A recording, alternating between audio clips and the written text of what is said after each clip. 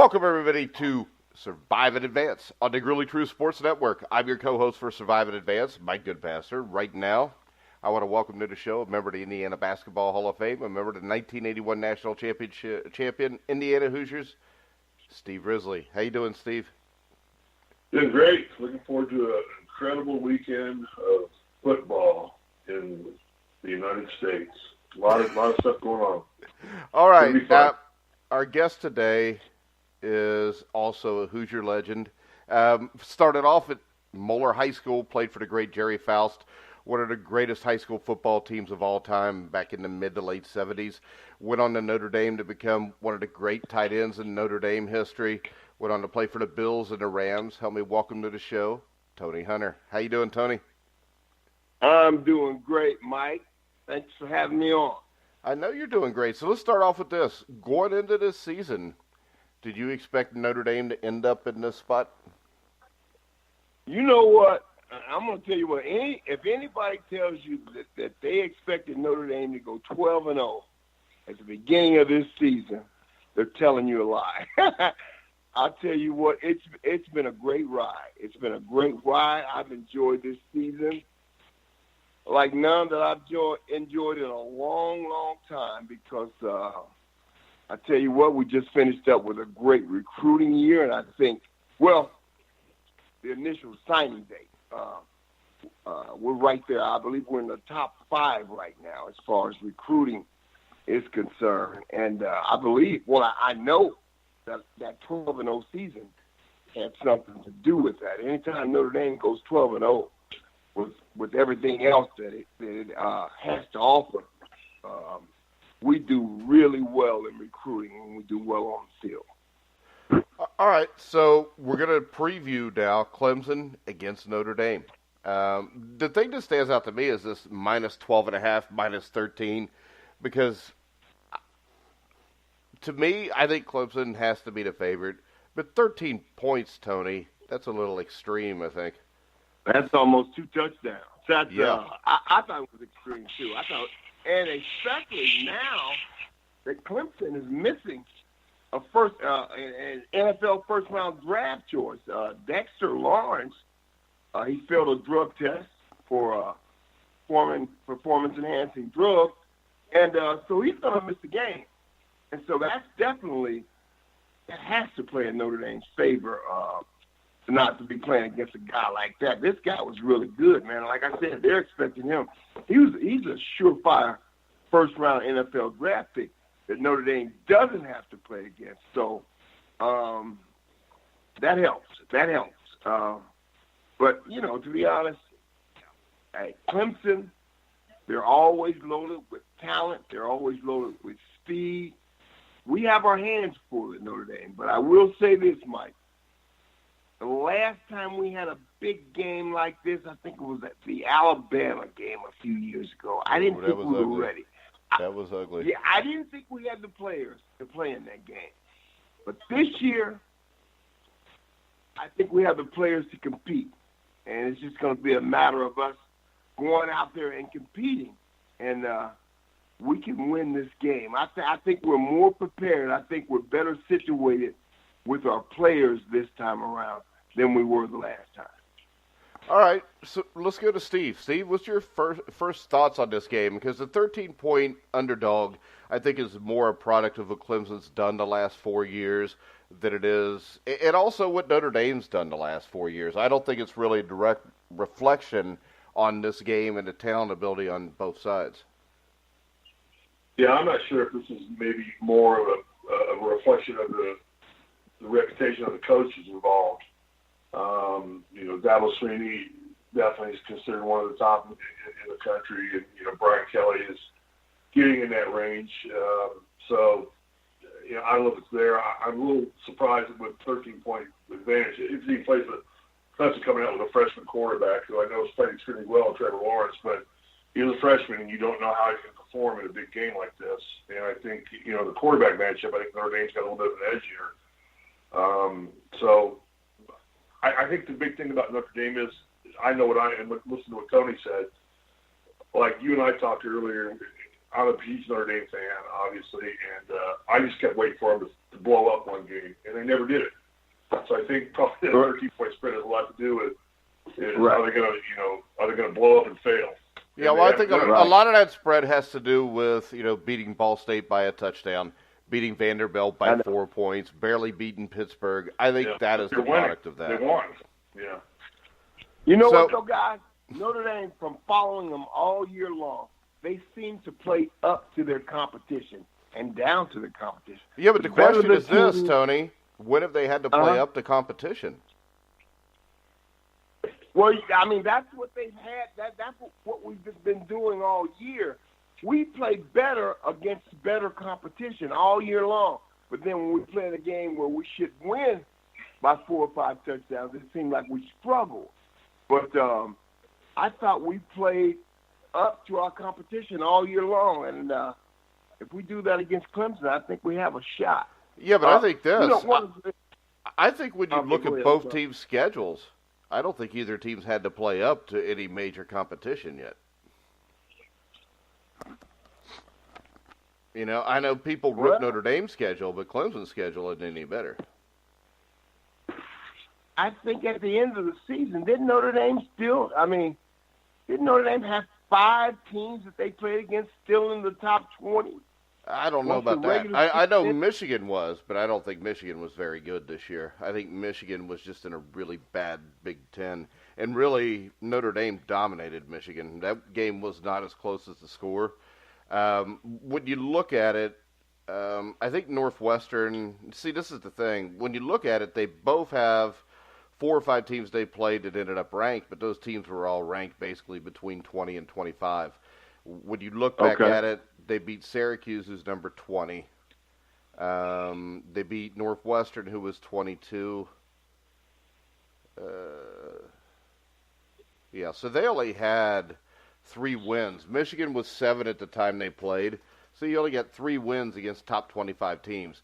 That's not a rip on them, though, because I think if we look at Clemson's schedule, we'll see about the same kind of competition because we all know that Clemson struggled with Syracuse, which is a difference. Right. And they played a lot of common opponents. But when you look at the schedule for both teams, I mean, it's not that great. I mean, Clemson beat Pitt twice, I think. They beat a South Carolina team that's not very good. BC's not very good. Right. Florida State's down. Louisville's down. They beat up Wake Forest like Notre Dame did. So I think there's a question about the schedule for both teams. And everybody always brings up Notre Dame, but Clemson's schedule isn't any better, and it may be worse. Right. And from what I'm hearing, a lot of people, a lot of the so-called experts, they seem to think this Clemson team is not as good or it's not as strong as some of the Clemson teams in the past. And I think talent-wise, when you look at them, I think they're better. I think the question is, yes, because they could run the ball. They've got the Etienne kid who's ran for 1,400 yards, and if you look at the past 4 years, they were more of a quarterback-driven team, whether it was Kelly Bryant last year or Deshaun Watson the 2 or 3 years before that. And I think when we get into breaking this game down, I think that's what really worries me for Notre Dame. Because Clemson's passing game, they got T. Higgins, Justin Ross, Amari Rogers, and Hunter Renfrow. All 4 big-time players, wide receivers. But the biggest problem to me is if the Irish concentrate too much on Clemson's passing game, you've got Travis Etienne who could have a huge game. So I think you have a real quandary with your Notre Dame's defensive coordinator on what you're trying to take away here and what you allow. I agree. But, on the flip side, Notre Dame with Ian Buck, I think Ian Buck is an excellent quarterback, and I think there's going to be a lot of National Football League interest in this guy. He may not come back to Notre Dame next year if he has a great game. And if he does, I think he'll be one of the favorites as far as a Heisman Trophy candidate is concerned. But he's tough. And then I wanted to talk a little bit about Dexter Williams. Dexter Williams missed, 3 or 4 games at the start of this season. But yet when he came back, he almost came to – he came close to gaining 1,000 yards in only 7 games. And I want to give credit also to that offensive line coach. Jeff Quinn for Notre Dame. Yeah, especially having to replace Nelson and McGlinchey. Right. I mean, he lost 2 top 10 NFL draft picks in 1 year, and he had to come in and resurrect that line and get guys up to speed and ready to play. And he did it. Dexter Williams just had an outstanding season running the football. And Ian Bock hasn't really been under a whole lot of pressure this year. And I like his mobility in the pocket, which helps him quite a bit. But, you have to give Jeff Quinn a lot of credit for the job that he's done with the offensive line. And Brian Kelly, he was just nominated the AP Coach of the Year, and he beat out Alabama's Nick Saban. And I don't care what anybody says, Mike. Nick Saban was not happy about losing that award to a Notre Dame coach. You know the truth? I don't think Nick Saban cares because Nick Saban wins so much, he's probably never going to win another Coach of the Year award. You don't think so? No. I mean, hell, he's supposed to win it every year. And when you're supposed to be the best team... They're so football crazy in the South. I can remember back when I played, we played in the Hula Bowl. And Jackie Sherrill was our coach. He was at Texas A&M at that time, and he had been at a few southern schools where he coached, and he knew a lot of the guys. But you just had the feeling that they had a preference for southern players and southern teams, and the real football was played in the South, and I get that feeling about Nick Saban, too, where they feel like the real football is being played in the SEC and in the South, and Notre Dame is just not on that same level. And but I was glad to see Coach Kelly get that award. Yeah, but the thing is this. Notre Dame hasn't been on that same level, and there hadn't been any teams up north except for maybe Ohio State that have been in the last decade. Ohio State's been there. That's what I said. Outside of Ohio State, Northern football hasn't been that great. Let's talk about Ian Book. You talked about him a little bit. I think he is perfect to beat this Clemson defense because I think his quick passing game could really neutralize that Clemson defensive line. Notre Dame also has a huge size advantage with a wide receiver core with 3 guys over 6'4". But this is my thing. If I'm Clemson's defensive coordinator playing Notre Dame, I realize that I've got a great defensive line even without Lawrence. So what I would do is I would probably play man press and just rush my 4 down linemen and just beg you to beat me with that running game because Dexter Williams has had a great year. The offensive line's played well, but let's face it, Clemson's got 3 out of 4 guys now that are probably going to be first-round draft picks on the defensive line. So that's what I'm hearing. Why not dare them to beat them running the ball and take the pass away from them by just playing man press? You don't blitz them, and then you force that offensive line to block that defensive line. Yeah, I've heard the Clemson coaches on several occasions talk about Notre Dame as a run-first offense. They would prefer to run the ball first. So I think Clemson's going to have come into the game having the mindset of stopping the run and making Ian Book beat them. And I've said this a few times in other interviews. If Ian Book is on top of his game and his short and intermediate game is on, I think he can give Clemson nightmares because, like I said, I love his mobility in the pocket, his quickness in the pocket. I love his arm strength and his accuracy.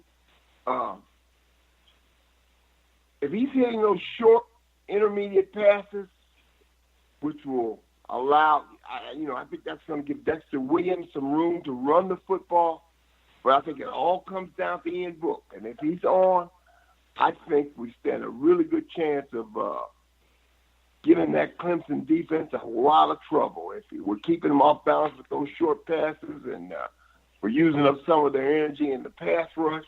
And like you said, that defensive front for Clemson, man, that's an NFL-type defensive front. So we're going to have to keep those guys off balance. We're going to have to keep them off balance with some quick counts, with some short, intermediate passes, and we're going to have to mix it in with some brawls and some runs and just keep them off balance. them off balance. I think we have the personnel to do that. You mentioned the wide receivers for Notre Dame. Those guys are big. They're athletic. They're fast. And I think they can be a matchup problem for Clemson. I think they definitely are. I think they're definitely going to be a matchup problem if Clemson is concentrating on stopping a run. I think it would be a huge mistake. Right. I would stop the pass, make him beat me running the ball, because still I'm making you do what you want to do. I'm letting you do what you want to do, but you're doing it into the strength of my defense. And if I'm the Clemson coach, I would like that. And the other thing is this. If I'm the Clemson coach, anything I tell you right now to the media is a complete lie. Right. Yeah. They've been saying Notre Dame's a run-first team. Notre Dame's a run-first team. That's all I've been hearing. So they may be fabricating some things. I don't know. But just based on my experience in the past, they're basically saying right now what they see on film. And what they see on film is that Notre Dame would rather run the football. All right, Steve, what do you think the keys of this game? How does Notre Dame win this game? I think it's all on Ian Book. I think if he comes out and plays like Tony's saying, he's capable of playing, I think Notre Dame is a better football team. I think this falls into the quarterback's hands because you got a rookie freshman quarterback who's unproven, untested. You got Ian Book who's shown flashes of absolute NFL brilliance. Wait a second, though. Ian Book is basically – this is the first year he's played too, Steve. Yeah, I get that, but I just feel that there's again, I have not seen Clemson. I've seen every Notre Dame game.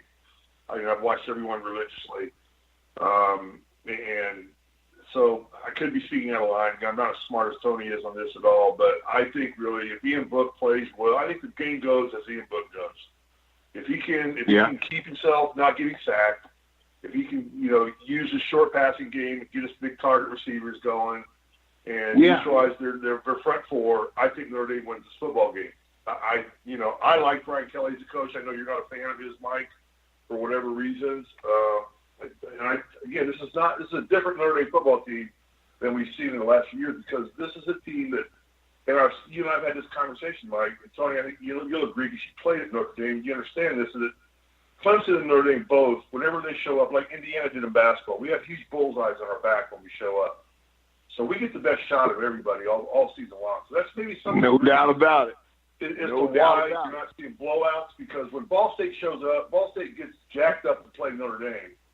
And Notre Dame looks at it as another game. Just let me finish. They let it play as another game. And they win the game. I think the character and the culture of this Notre Dame team is they found ways to win every game. They have resiliency. And I think it falls in Ian Book's hands, is what I think. I think he's the master of this game entirely. You're right about that. So every game Notre Dame coaches got. I'm sorry. So give me a score and who wins, Steve.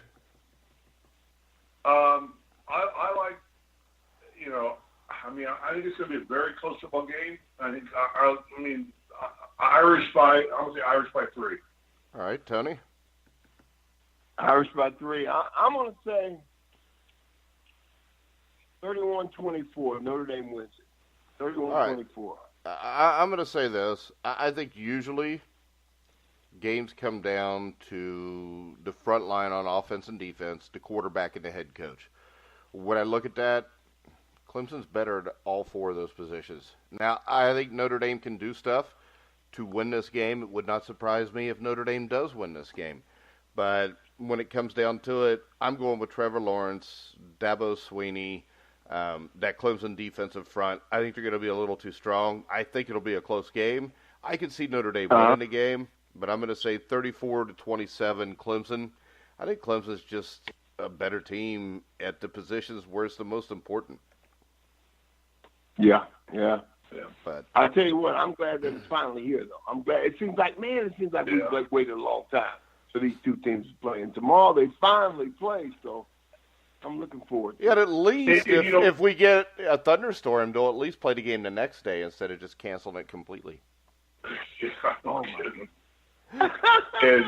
Which will tell you how stupid bowl season is, that the game doesn't even matter enough to play it the next day in front of those 8,000 people that showed up. Yeah. All right. You know, Mike, the thing I would say with you and Tony is that I'm a basketball guy. I'm not really a football guy. I'd have to defer to you guys being the geniuses. Legitimately, I don't mean that as a slam. You guys are much better at analyzing and breaking down this game than I would be. I mean, I'm a lot of heart going into this. I think heart plays a lot into this. And in the time I've watched Notre Dame football, which has been as long as I can ever remember, this Notre Dame football team seems to have more heart than I've seen them have since Dan Devine was coaching them. I agree. I agree. They just play hard. They don't quit. This team has resiliency. They just don't quit. And I don't think they find a way to win.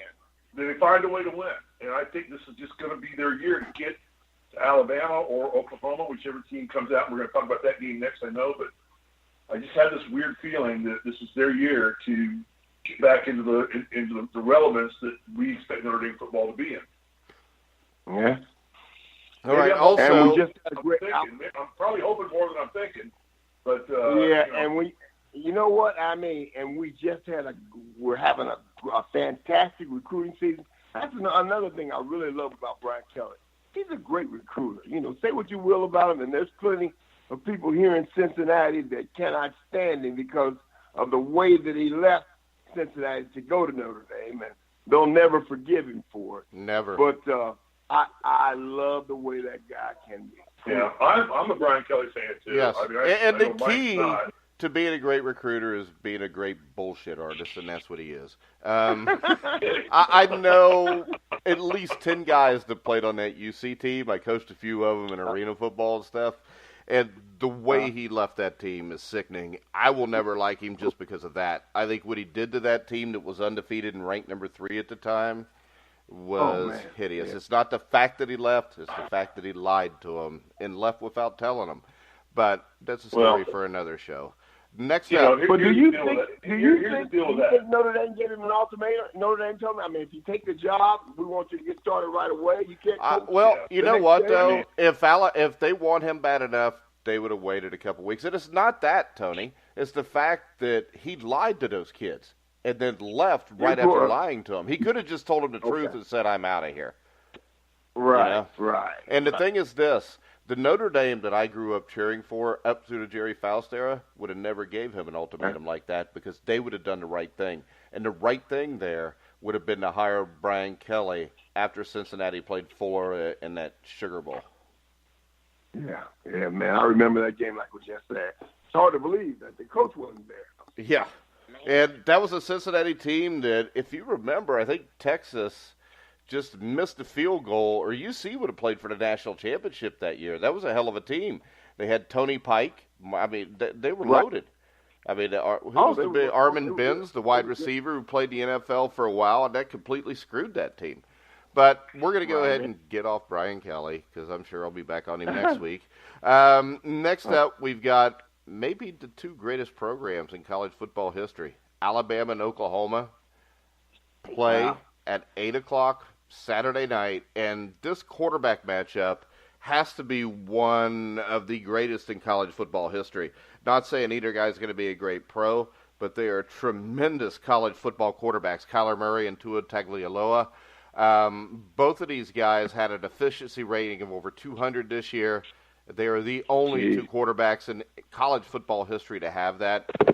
What do you think is the big key to this game, Tony? Well, Alabama, they're going to be missing players as well. I think they have 3 players that have been suspended indefinitely. So we're going to have to wait to see what type of effect that's going to have. And I believe it's at least 1 starter that they'll be missing. Yes, 1 starter. So, the other 2 guys don't play that much, but they are missing 1 starter. Yeah, so, I mean, my thinking is you've got Clemson that's missing guys that are suspended, and you've got Alabama missing guys that are suspended. It's looking better and better for Notre Dame every day if they keep it up. So yeah, but you got to remember this. At Alabama and Clemson, like at Clemson, the guy that's replacing Lawrence is the guy that was expected, even though he's a backup, to be drafted by the 3rd round in the NFL anyways. I know. It's not like they're going to lose anything. They just got a bunch of guys ready to plug in. But I would think the key to this, is Kyler Murray. And the reason I say that is this. If you look at the teams that have beaten Alabama, they had Johnny Manziel. They had Deshaun Watson. Those were special players that weren't afraid to take a chance to win a game. And I think Kyler Murray is the same way. And I think they're going to have to completely just come out and outscore them. And they're probably going to have to score 50 points to win the game. But I think with Kyler Murray, that's possible, Tony. You think so? Yeah, because I'll tell you, Alabama's schedule's not that tough either. I hate to tell people that, but the SEC is not a great conference. They've got a couple good teams outside of Alabama. But when you look at it, right, when they've played Georgia, whether it was a national championship game last year or the SEC championship game this year, when Georgia spread them out and threw the ball, Georgia had success. And Georgia wins both of those games if their coach isn't a complete dumbass. I mean, he played not to lose the game in overtime last year, and this year, for some reason, on 4th and 9 at midfield in a tie game, he ran a fake punt. So when I look at it, if Jake Fromm, I think Jake Fromm's really good. Jake Fromm will probably be a good NFL quarterback. Kyler Murphy is a great college quarterback. And I think Kyler Murphy, I hate to give it away, I think Alabama wins the game, but I think Oklahoma is going to score 30, 35 points in this game. Wow. Man, if they do, and Notre Dame happens to beat this Clemson team, Notre Dame can rack up some points against Alabama. No, they can't because they've got Ian Book, not Kyler Murray. I think Kyler Murray is special. And I think either way, Notre Dame, if they beat Clemson, which I do think they can, they're going to have a real hard time with Oklahoma and Alabama's offenses just because of those quarterbacks. Because Ian Book, I think someday could be a really good backup quarterback in the NFL. I think Tua Tagovailoa will someday be a top 10 pick. It will be a stud in the NFL. And on top of that, Jalen Hurts could probably – I mean, Jalen Hurts is better than 98% of the quarterbacks in college football, and he's the backup in Alabama. Yeah. I know. That's incredible. That's incredible. Yeah. So, I don't know, Steve. What do you think when you look at this game? Does Oklahoma have a chance, or is everybody else right that Bama's going to destroy them? I think what it boils down to is Alabama's offense versus Oklahoma's defense. Alabama's connecting on 68% of all throws for an average of 11 yards per attempt. And to make matters worse, Sooners secondary is probably the weakest part of their defense. I think the only hope here is the Sooners will, with their ability to get to the quarterback and you know, do I think they'll have success in this area? Maybe, but not enough to slow Alabama's passing game down? I doubt it.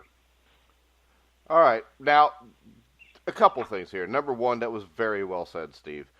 And number two, very well number two, I love when you read directly from my article. I read you. What you did in the last one, you idiot. I was following you along in the last one, too. You did the same thing, so turn it Wait a second. There's a difference here. I wrote the freaking words, Steve. I'm reciting what I actually think and what I said. You recited what I thought and said. That Alabama's running game versus the Sooners' run defense, this does not promise to be a good matchup for the Sooners either. I mean, the Kansas Jayhawks ran for over 300 yards on them. All right.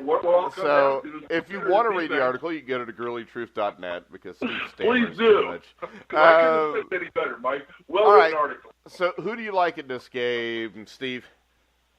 I like Alabama in a runaway. I just think Alabama's too strong. I think the coaching, the situation there is Nick Saban's been there, done that so many times. I just don't think. Yeah. I think the only team that can beat Alabama is Alabama. That's how I feel. I don't think Notre Dame's anything for Alabama either. Tony? Or Clemson. Yeah, I like Alabama. I like that quarterback from Alabama. I just think Alabama just has too much talent. They have too much experience in these big games with Nick Saban. But, hey, Oklahoma's going to be tough now. You guys got to remember, Oklahoma was in the Final Four last year, too. Right. Yeah. Right. But they're not Alabama. Yeah. All right. Mike, I would say this. And Tony, back me up on this. Maybe I'm right or wrong. Again, you guys are the football geniuses. I would bet you could take Alabama's second-string offensive defense and probably have another top 5 or 6 team in the country. No. You could probably have a top 20 team, though. We think so? Okay, well, yeah, maybe that's a little high. And the thing is this, the reason it would be that high is because they would have a legit starting quarterback in Jalen Hurts. Right. All right, I'm going to agree. I think Bama wins. Right. I think Bama wins 41-34. All right, now we've come to the main part of the show, Tony. This is where somebody comes in and tries to beat me and Steve at picking NFL football games. We're to Week 17, and we are still perfect. And we've had guys like Ed Biles, former offensive coordinator and head coach of the Houston Oilers. We've had fantasy football experts come in. We've had all kind of people come in and try to beat us, and everybody has failed miserably. So this is the chance of a lifetime for you, Tony. You may have played at Notre Dame, but you got to admit, a year from now, if you could tell people, I beat Mike and Steve at picking NFL football games, that would probably be bigger than anything you've ever accomplished, correct? Well, yeah. I'll give it a That's shot. all you want, Hunter. Nobody beat us yet. All right, so here we go. First up, the Miami Dolphins at the Buffalo Bills, Tony Hunter's former team. Tony, who do you like here, Dolphins or Bills? Well, you know what? I'm going to have to go with my former team right there. I think the Buffalo Bills are gonna pull this one out.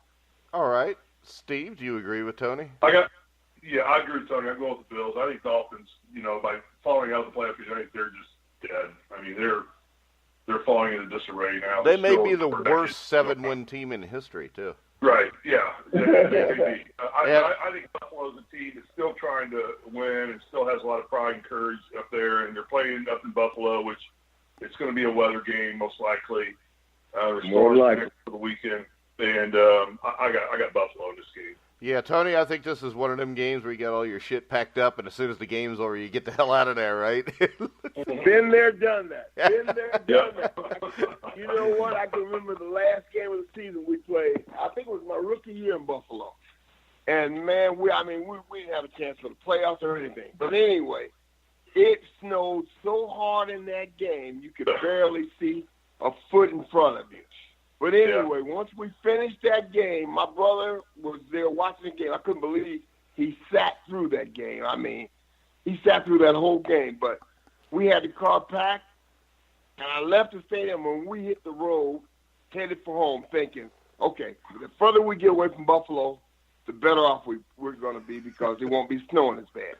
Man, we hit the road going back to Cincinnati and ran into Erie, Pennsylvania, where that storm in Erie, Pennsylvania, made the storm that we drove out of in Buffalo look like child's play. I am serious. I mean, and I found out later, people that native Western New Yorkers, they say if they're traveling by road in the winter, the first place they check to see what's going on with the weather is Erie, Pennsylvania. That's where it's not Buffalo.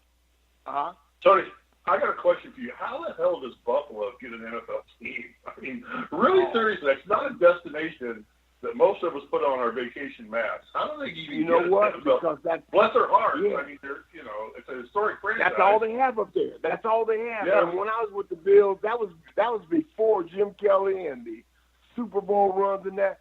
I mean, Buffalo had some terrible teams, but we had great crowds. And, I mean, as a player, as a first-round draft choice when I went into Buffalo, man, I'd go out to restaurants and to places. Man, they treated their players like royalty up there. They loved you got out of there team. just in time, though. You got to L.A., what, in 84 or 85? 85, I believe, was my first year. Yeah, because 85 was when it got really bad in Buffalo. Wasn't it, Hank Bola? Because I remember the Bengals playing the Bills up there in front of like 10,000 people. Oh, okay. Well, yeah. I had and Tony, you'll know this. I live in L.A. now, so, I mean, L.A. is no picnic for NFL teams either. They don't give a damn about football out here very much. Yeah, but you ain't got to play in the snow. Yeah, they don't have to play the snow. That's right. Although it could be pretty cold for the Rose Bowl. It's only going to be 59 here today, which we live about 20 minutes from the Rose Bowl. L.A. is no great sports city. Buffalo is a great sports city, but what's the history of the Bills? Were they an expansion team or? No, they were an AFL team that actually won the AFL championship. I think what was it, Tony? Like 64 or 65. Jack Kemp was the quarterback. Yeah, I remember. I was teammates with his son, Jeff Kemp, with the Rams. But, yeah, Jack Kemp was the quarterback. Yeah, It's Jack Kemp. Buffalo fan base. It's that fan base. The people of Western New York, they don't have anything else going up there. So, I mean, they really, while I was there, they really they're kind of like the Green, they're like the Green Bay of the AFC. Right. Yeah. Right. Same kind of mentality. It's a little small town that just, the Packers are celebrating their 100th year coming up. They're not. Bills fans aren't as annoying as Packer fans, though. Yeah, I would agree with you there. Yeah. Mike, the most obnoxious fans I've ever seen. I went to a Bengals game. This has been. You talking about the Packers? Maybe. Yes. Oh God, I know. Oh, man, I went to a Bengals game. This is probably me and my brother-in-law. We went. This is maybe 12 years ago. But, I mean, these guys were the most obnoxious fans I've ever seen in my life. I couldn't believe it. Yeah, and the thing is, the joke's on them because that $300 stock that they buy doesn't mean shit. You can't vote for anything. No, if you go to Green Bay, it's really weird because I interviewed for a job with the Blizzard, the IFL, and they flew me up there, and I went, and it's like a strip mall right next to the field. There's nothing else. It's cold as hell. Wow. And then they sit me down at the end, and they asked me, how much money would it take to get you to come here? And I said, about $6,000 to $8,000 a game. And they said, well, our last coach only made $2,000. I said, yeah, but he probably wanted to be here. So. And they said, you don't want to be here? I said, no, but if you give me $6,000 to $8,000 a game, I'll be happy. Yeah. I don't think I ever played in Green Bay. I don't think we ever played in Green Bay. Well, you got lucky. But, it's a scary-looking place. Yeah, it's the whitest place. It's like the northern Appalachians. Wow. Everybody's just white. And some of them have... Do they have an airport? Do they have an airport big enough to land planes? Dude, the airport is not very big. I mean, I would think not. Yeah, it's not. I mean, because I flew from Chicago to Green Bay, and it was like an entirely different world. Because it was. It was like going from. It was like going from D.C. to Siberia. Is what I think. And I hate to rip on Green Bay people, but I hate Brett Favre. I think Aaron Rodgers is an asshole. Mike McCarthy was horrible. I don't like Mike Holmgren. I hate everything about the Green Bay Packers unless they're playing the Pittsburgh Steelers. Next up, since we started talking about the Green Bay Packers, they will host the Detroit Lions. I'm going to take the Packers here just because I don't think either team cares, and the Packers are at home, Tony. They're at home, huh? The Packers are, I'll take the Packers at home. I'll take the Packers at home. I hope the Lions win, and I'm wrong, though. Steve? I'm with you. I hope the Lions win, and I'm wrong, but I think I think that Rodgers is going to have a good game. I know. I'm with you on Favre and Rodgers. I'm not a big fan of either one. So, I'm not a big fan. I think they're both overrated quarterbacks.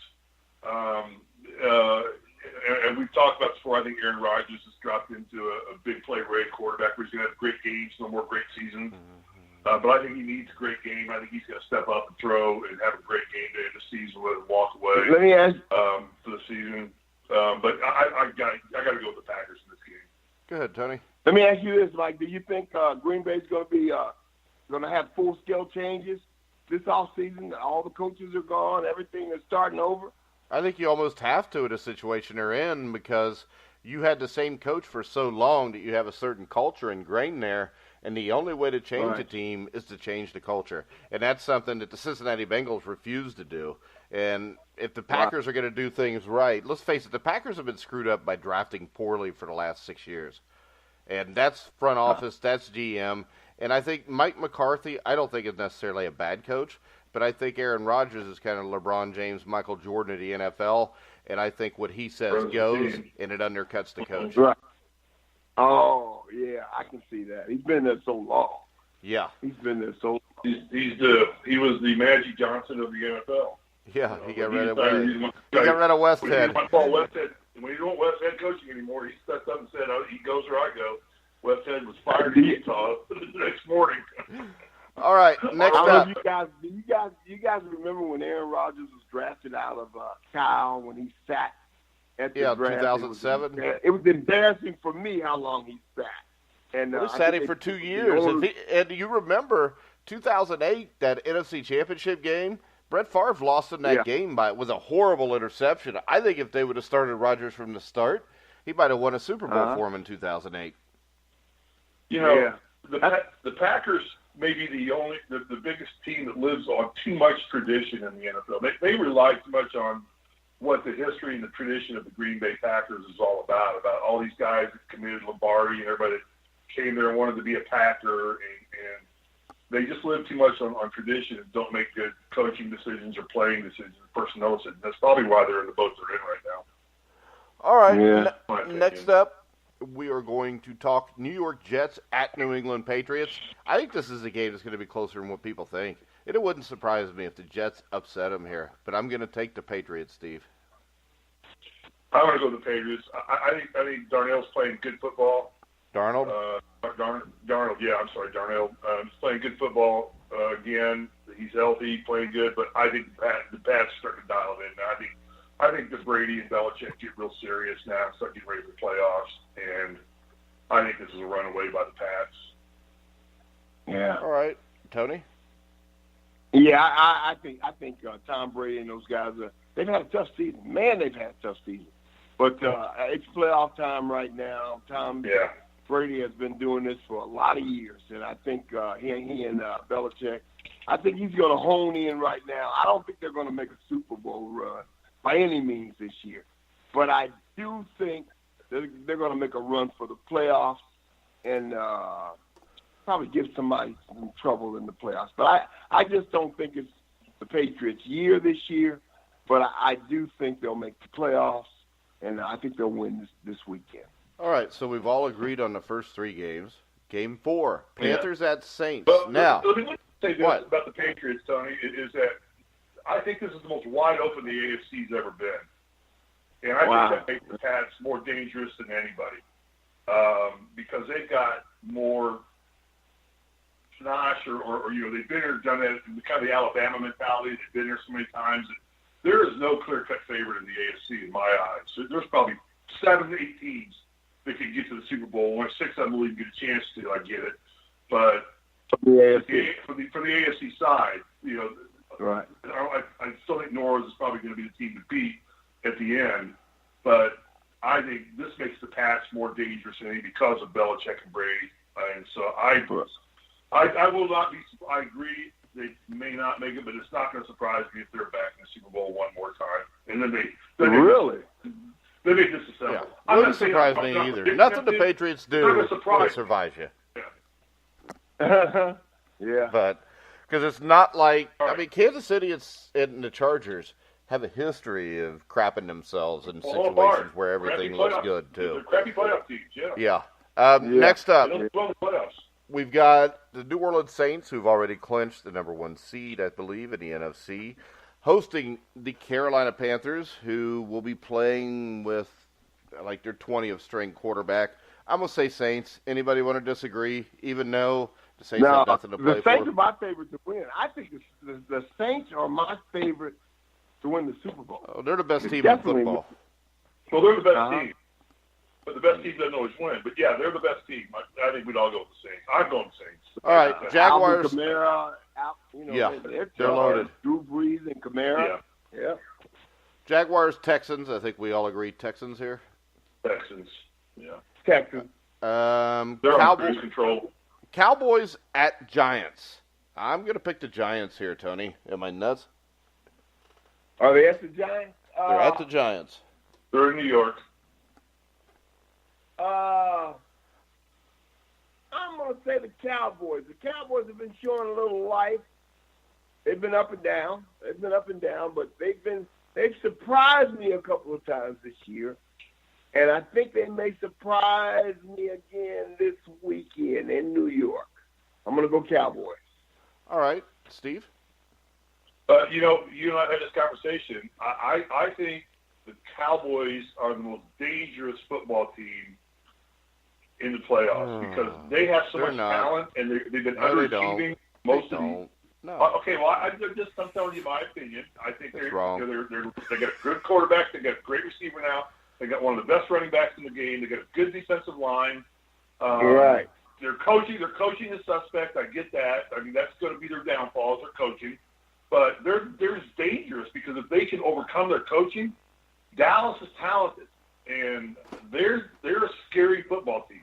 Sure they are. You don't know what you're going to get when you play them. Is what the thing is. You know what? I know what I get in the playoffs with a poorly coached team. I get a loss, and that's what they'll get in the playoffs. And that's so why you're taking you've never Dallas? won a championship in any league you've ever coached in. Huh? That's why you've never won a championship in any league. I haven't ever won a championship? I don't know. Have you? 6 of them, but that's all right. That don't matter. We'll just All go right. We'll go with I'll your retract that one. statement. Jesus. I'm going to go with the Cowboys. I think the Cowboys are a threat to whoever they play. Yeah. Well, I think you're an asshole, and you're a threat to everybody you talk to. Next up, the Atlanta Falcons at the Tampa Bay Buccaneers. Atlanta at Tampa Bay. Who you got, Tony? Atlanta, and they're at Tampa Bay. Those are two teams I haven't seen play much this year. It's because they both suck. Yeah. Atlanta just that's a tough one. But they're both bad.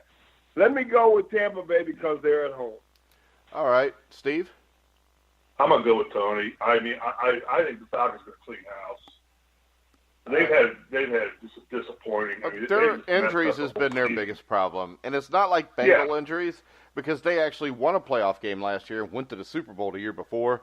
So I don't think they're going to clean house. I just think they're going to try to get healthy. Next up, the Raiders. What? Well, that receiver wants out. What's his name? What's the receiver's name for Tampa? Yeah, he Jackson. wants out. Yeah, well, I'd want to get him out because I don't think he had done a whole Who did you lot. pick, Mike? I picked the Bucks. All right, so we're all on the Bucks. We're all on the same page there. Next up, home game. It's a home team, yeah. Oakland Raiders at the Kansas City Chiefs. The Chiefs have not been blowing people out for a while, though, Tony. You think there's any chance the Raiders can hang here? Nah, the Raiders. Any team that goes to Cincinnati and gets beat by 2 touchdowns is not going to Kansas City and win. No, exactly. And when I saw the Raiders give away Khalil Mack to the Chicago Bears, who ended up winning their division and one of the best teams in football, I tell you what, Al Davis. I met Al Davis when I was coming out of Notre Dame. We had the combine in Indianapolis. Al Davis, a lot of the owners were there. Al Davis called me over to the side, and we talked for about 45 minutes, and he was just running off players like you wouldn't believe, athletes that he knows about and that he knew about coming out of the draft, past players in the NFL. This guy knew talent. He would have laughed at anybody that would have come to him and said, I'll trade so-and-so if you'll give me Khalil Mack. He would have laughed at him. I don't care who you would have offered because he knew the value of a player like Khalil Mack. And, the Raiders just gave him away. So I don't think the Raiders are going to do anything the rest of this year. And whoever they're playing, I'm going to pick them against the Raiders. All right. I'm taking the Chiefs too, Steve. Make it 3 in a row. Chiefs, yeah. Chiefs. All right. Chiefs. Next up, Chiefs. Cardinals at Seahawks. I think everybody agrees. Seahawks, correct? I'm there. All right. Yeah, Seahawks. 49ers, Rams. They're playing good football. 49ers, Rams. This is interesting to me because the Rams don't really have anything. Well, I guess they're playing for the 2 seed. They have to get that because the Bears win. I don't know. I think this game's going to be closer than people think, but I think the Rams win it, Tony. Yeah, I think the Rams win it too, but I think the Rams need to play good football right now. We're bouncing back from that Phillies loss, Eagles loss, Philadelphia loss, and we won last week, but I think right now we need to start getting back to playing our best football, and I think they know that because we've been playing good football all year long, and then we took one on the chin against the Eagles. We bounced back last week, but I think we need to continue to play good football right now, going into the playoffs. You don't want to wait until you get to the playoffs and then start trying to play your best football because 9 times out of 10 it's just not going to happen. That's not football. That's not the way it works in football. You have to be playing your best football going into the playoffs.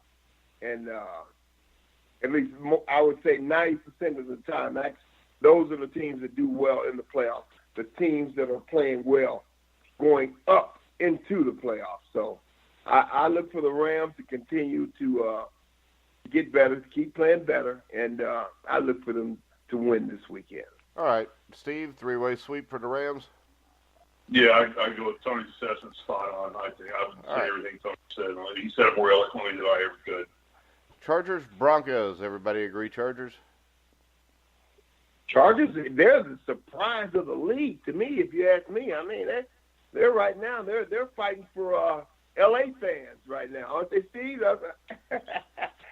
You know what? Out here, they play StubHub Field, which is a 34,000-seat soccer stadium, and they can't sell it out. I think what they're playing for, truthfully, between you and me, is kind of the underlying current out here. They're playing still for a new stadium in San Diego. I think they want to get their asses back to San Diego, and they're just holding out, waiting to get San Diego to say, look, we miss you guys. We'll build a stadium. I honestly think that. I think they'll be back in San Diego within a couple of years. There's no room for them out here. They can't draw anybody. Wow. I tried out for football team. My last years in the NFL. My last team that I tried out for was the Chargers. I loved it in San Diego. Oh, my God. I mean, they belong in San Diego. They don't belong in L.A. They're not welcome here. They're like the Angels. You know, it's kind of like they just don't fit in L.A. Everybody's a Rams fan out here, and you don't see any. I walk around in the the areas of L.A. and stuff, and we go down to the beaches and things. You don't see any Chargers paraphernalia anywhere. It's all Rams. Wow. I think they're playing for a new stadium in San Diego. Just came here for a year. I know they're building a new stadium out here that allegedly the Chargers and Rams are going to share, but that's 2 years away, and they're losing money. They're bleeding money. That's in the game. I like the Chargers. Yeah, I think the Chargers win the game. Yeah. All right. Next up, we got the Bears. We get the Bears and Vikings. Both teams playing for something. Bears with a Rams loss and a Bears win can become the 2 seed and get a bye week. The Vikings have to win to make the playoffs, unless the Eagles lose. Bears and Vikings, Steve. I'm going Bears. I think Bears are for real. I think Trubisky. I know you're not a big fan of Trubisky. I get that. I mean, I don't get it. I know you don't, but I like the guy. He's a gritty quarterback. He's a blue collar quarterback. He just finds ways to win. The Bears are playing for something. They got a reason to go out and play hard and win this game because they want to bye. And the Vikings are just all over the place. They got a weak quarterback. Cousins is not as good. I don't think Cousins is as good as Trubisky. And I like the Bears in this game. All right, Tony, you agree with Steve? Yeah, I like the Bears. Like I said, they just won their division. Man, oh man, they're doing things that kind of reminds me of what the '85 Bears did. The '85 Bears kind of just turned it on all of a sudden during their season. They're reminding me right now of those '85 Bears. Well, and Mike, I may be stealing your thunder here, but I think that they've got the coach of the year in the NFL. I know you addressed that. Go ahead. I think we all both think Nagy is up for coach of the year in the NFL. Probably the choice. I think the Vikings win this game, though. Okay. Wow. I hope they don't because I want to see the Eagles get in the playoffs because I think the Eagles could make another run with Foles at quarterback. I think the Vikings will win this game. I think they'll win it rather comfortably. I'm not a big Kirk Cousins fan, so it wouldn't surprise me if he craps his pants and this ends up a 6-3 game because Trubisky's not very good either. But I like the Vikings. Next up, the Cleveland Browns, who are playing for their first winning season since, I don't know. We'll go to Baltimore to play the Ravens. And the one thing we have to concern ourselves with here, Tony, is this. If the Browns have a winning season and hell freezes over, what happens? The Browns? Yeah, how would it affect us if hell freezes over? Because if the Browns win, they've got a winning record. And I think the Browns can win this game because I don't like Lamar Jackson. I don't like quarterbacks that run because quarterbacks that run usually lose. And that's Mitch Trubisky and Lamar Jackson. I like guys that stand in the pocket and throw the ball because that's usually what you see win Super Bowls. Yeah. I just thought it was strange how Hugh Jackson couldn't win a thing up there in Cleveland. And the minute he leaves, comes to Cincinnati, they start to win, and they come to Cincinnati and beat Cincinnati. And, man, it's just been nuts up there in Cleveland. So yeah, and the thing is this, the Bengals have only won one game since Hugh Jackson's come here. He's been there. I know. And he was supposed to be the savior. He was going to save the season. So, I don't know. And let me mention this about Marvin Lewis, please. Marvin's been the head coach of the Bengals for 16 years now. That's unheard of. That is unheard of in the NFL. I remember John Robinson, when I was with the Rams, he used to always say to the team, he said, guys, look, we can only do this for 10 years. We only get to do this for 10 years. Basically, what he was saying is, after 10 years, your body's burned up. I'm burned up emotionally, mentally, as a coach. We get to do this for 10 years. Marvin Lewis has been doing this for 16 years. He has to be burned out. He has to be burned out. And I tell you what, I kind of look for him to step down at the end of this year. He's gone well beyond the years that I would expect, that you would expect an NFL coach to go under that type of man. I mean, you know the kind of hours that they put in, Mike, the kind of hours, and it's a very stressful job, and you put a lot of hours in. But I see Marvin Lewis stepping down after this year. I hope you're right, because I'm tired of seeing it. I mean, the thing is this, it's not going to matter because it's not Marvin Lewis's fault he wasn't successful. It's all Mike Brown's fault. Mike Brown's an idiot. You talked about Al Davis and his son. Yeah. Same thing here. Yeah. Al Davis was a brilliant football mind, and he turned it over to a dude that has a haircut that looks like he's best friends with Pete Rose. You get the little bowl cut. He looks like a flaming idiot. And you get Paul Brown, who from coaching at Massillon to Ohio State to the Cleveland Browns is a football god. And he turned his team over to Mike Brown, who is just a dumbass. And would you get that? I mean, put it like this, Tony. You got kids, right? Right, yes. Yeah, your kids never turn out as great as you were, do they? Mine didn't. Not football. Not football. That's like my kids. My kids, I always told them, I said, man, you don't have to worry about me trying to live through you because you'll never be as good as I was. But that's what I did to build their confidence. So. Okay. You have to. The spoiled factor always plays a part. Yeah, and Mike Brown was spoiled, and so was whatever his name is, Mark Davis, I think it is, in Oakland. Yeah. And, yeah, I mean, the Bengals are lost until they get a GM and until a new owner is in place. But I'm not going to wish for that because the only way that it happens in Cincinnati is somebody dies, and I don't hate him enough as a football person to wish that on him. So I figure we'll just float this out for the next 20 years, and at some point we'll get a new owner. So let's do this. We'll change the game we're talking about. Huh? We're talking about the Browns Ravens. I know. Well, now we're talking about the Bengals Steelers. We'll come back to the Browns I Ravens. didn't get to make my pick on the Browns Ravens. You don't. Nobody has made a pick on it yet. So relax, and we'll come back to it. Tony wanted to talk about the Bengals. Tony's our guest. We'll do what Tony wants. So, Tony, it looks like Antonio Brown's out. James Conner might be out.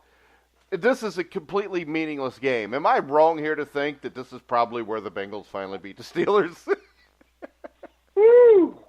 It's a meaningless game for the Bengals. This is where the Bengals usually beat the Steelers. Because it doesn't matter. I mean, from what I've seen in the past, the Steelers can be down 4 touchdowns. And that game, and my thinking at halftime is the Steelers are going to come out and find a way to beat the Bengals. Oh, yeah. And they know well, my thoughts are like that when they play anybody, Tony, not just the Steelers. Oh, the Steelers? No, the Bengals. So when the Bengals play anybody, I never think they've got the game won, no matter how big the lead is. I've seen shit. Yeah. Yeah, it's pretty bad. I'm not gonna pick the Bengals against the Steelers. I'm gonna go Steelers. And Mike Tomlin, man, I like him. He finds a way to get those guys motivated. He finds a way to pull something out of those guys when you think there's nothing there to be gotten. He seems to find a way to get it. And I think he's a lot like Marvin Lewis, to tell you the truth. I think he's just stuck with more talent. I don't know why anybody would fake a punt at midfield against the Saints in that situation. And he seems to do that a lot. I don't like anybody really, though, Tony, so it doesn't matter. I don't think the Steelers are going to get rid of Mike Tomlin. No, the Steelers keep coaches forever, just like the Bengals do. So, but with Chuck Noll, you had a reason to. With Bill Cowher, you had a reason to. So, Mike Tomlin, better win something soon, or he could be gone. I'm going to take the Steelers too, just because the Bengals suck. Steve, how about you? Yeah, Tony, I just want to say I can guarantee he doesn't like me. So, I'm a partner. So who don't like you? He hates my ass. He doesn't like me at all. Why you got to be such a whiny little bitch all the time? He didn't like me. Just do the damn show, Risley. Now I can see why Knight was always pissed off at you. Oh, I know. Well, there was other reasons for that. Well, when this show's over, I want you to come to my office, all right? Yeah, exactly. I think the Steelers need to save some face at the games at Three Rivers or whatever the stadium's called. Three Rivers? Were you living in 1990 right? still? It's what? It hadn't been Three Rivers since 1997? It's Heinz. I don't know. It's Heinz Field. What? I think it's Heinz Field. Heinz Field? Named after some ketchup. Yeah, it's Heinz Field. I knew it was Three Rivers. That's why in Bloomington it's Assembly Hall. It's not the Heinz. Did you pick the Steelers? Because this is going on way too long. I picked the Steelers. All right. Next up, Ravens. Ravens can win the division with a win. If the Browns beat the Browns will have their first winning season in almost a decade. On top of that, if the Browns beat the Ravens and the Steelers beat the Bengals, the Steelers will make the playoffs. So I'm cheering for the Ravens here because I don't want the Steelers in the playoffs. This game's interesting, Steve. I think the Browns could win this game. I do a little pool with about 15 of my buddies. We all pitch in $50 and we dole out some money at the end. It's not a big gambling pool, but this was the hardest game I had to pick of this week. I'm going to go with the Ravens just because they're playing at home, and I think they got a good coach, and they're playing for something. But it's not going to surprise me if the Browns win this game. But I'm going to go with the Ravens. Tony? I'm going to go with the Browns. They're on a little. Yeah, I think the Browns are going to find a way to keep improving. They've been improving. They've been getting better. So I'm going to go with the Browns. Yeah. Not a bad pick. All right. Baker. Okay, I'm sorry. Go ahead. I like Baker. Go ahead. Yeah, I mean, I like. He's a competitor, man. He's a competitor. That situation with him and Hugh Jackson, he seems to have something personal. You know what? This is the way I take coming this. Back to the Bengals. You watched the game. Hugh Jackson. You watched the game last weekend, right? Yeah. You remember a few minutes before that, a Bengal hit Baker Mayfield like a step out of bounds. It wasn't a penalty. And you saw like 8 Browns surround that Bengal. Right. Now, we've got a head coach who just stood there. Hugh Jackson and the head coach both stand there and take it while Mayfield stares him down. Not one player came to do anything to that guy. Right. I mean, when you look at that, I'm pretty sure that in most situations, when you have teammates that won't defend each other or won't defend their head coach, I think it's time to change the coaching staff. That speaks volumes. I agree with you, Mike, 100%. That speaks volumes. Yeah, and I'll tell you this also. I've been in this situation before where a player will say something to me like that, and I was up in Port Huron in an arena football game, which I know Steve makes fun of, but I got the film. I ran out on the field after the player because I knew my guys would grab my ass before he beat the shit out of me. So that's what I did in that situation. And then the next week he wasn't coaching arena football. And then I screamed and called him names as we went in at halftime, and then we came out in the second half and just bludgeoned him. But there you go. So I don't just talk about it. If somebody's going to do that, I mean, if he's staring at you, I mean, Hugh maybe should have just, dropped his pants and mooned him or something. That would have been hilarious.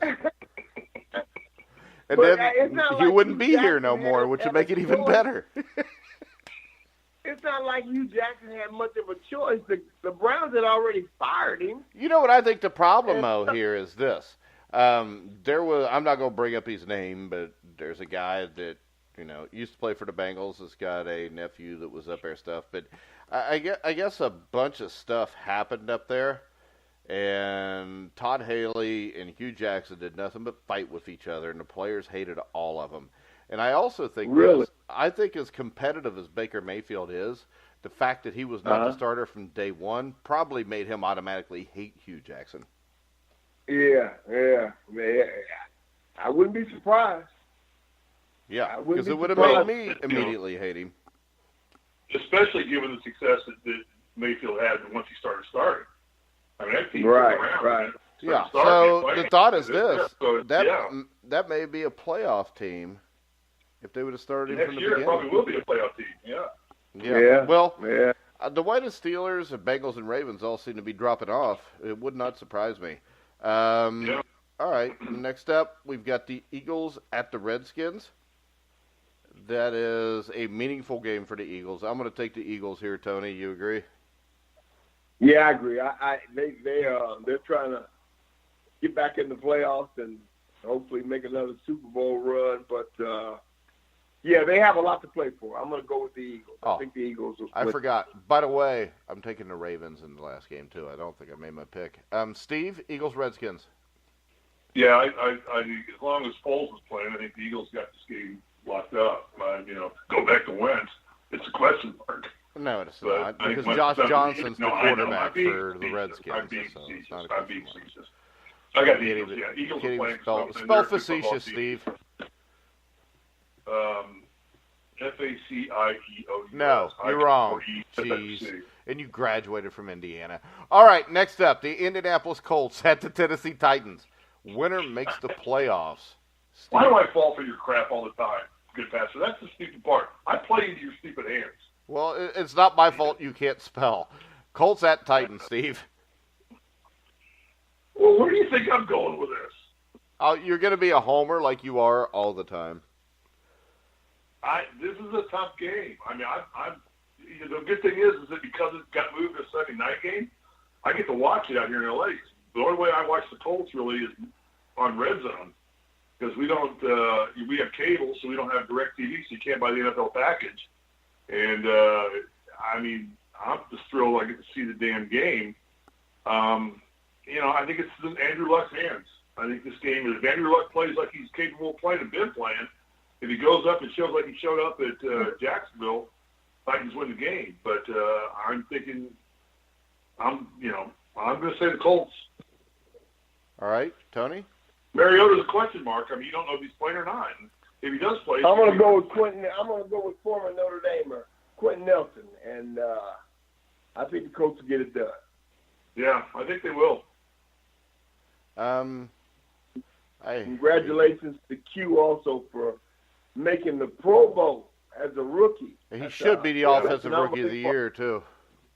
Yeah, but he won't be. He should be the offensive rookie of the year too. He won't be. It's going to go to Saquon Barkley. I know because he's not a lineman, but it is hard to argue with Barkley. Right. But Quentin Nelson's a stud. Yeah. No. But all right, he's a great kid for the Colts.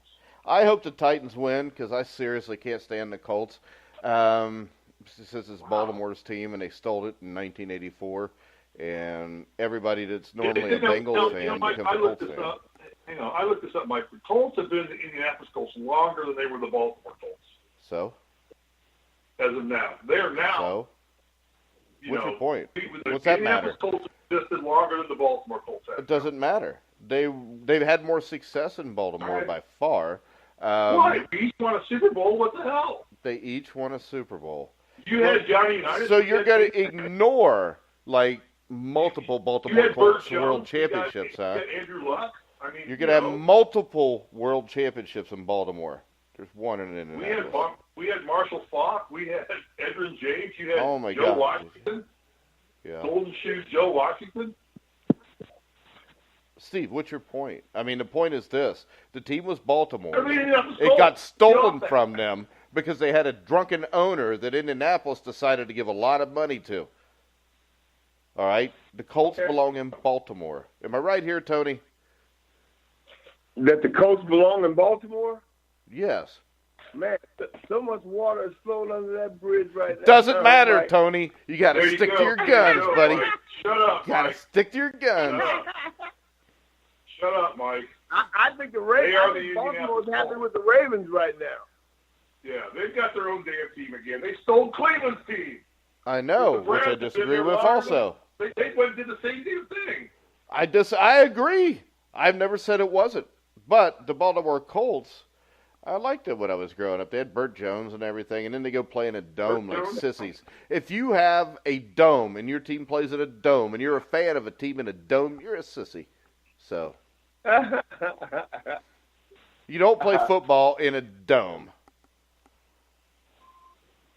Okay. But Yeah, you know what? hey, Over Mike. half the NFL teams, Mike. over half Yeah. the teams in the NFL do. So My phone is dying here, buddy. I'm down to 3%. That's all right. on this thing. This show's dying too, so we're going to wrap it up. Tony, we want to thank you for being on. You can hear me and Steve, and if Tony wants to come on after the 2 games Saturday night, we will have a post-game show there. Remind you, check out our interview with Angelo Pizzo, which was earlier in this week. Next week on Monday, we'll have back Anthony Servito for the Fantasy Football Face-Off to talk a little NFL and preview the playoffs a little bit. So we're going to go ahead and wrap it up. Remind you can hear all of our shows on Spotify, iHeartRadio, iTunes, Spreaker, Stitcher, wherever you find sports podcasts, you'll find The Grueling Truth. So for Tony Hunter, Steve Risley, I'm Mike Goodpaster. You've been listening to The Grueling Truth, where the legends speak.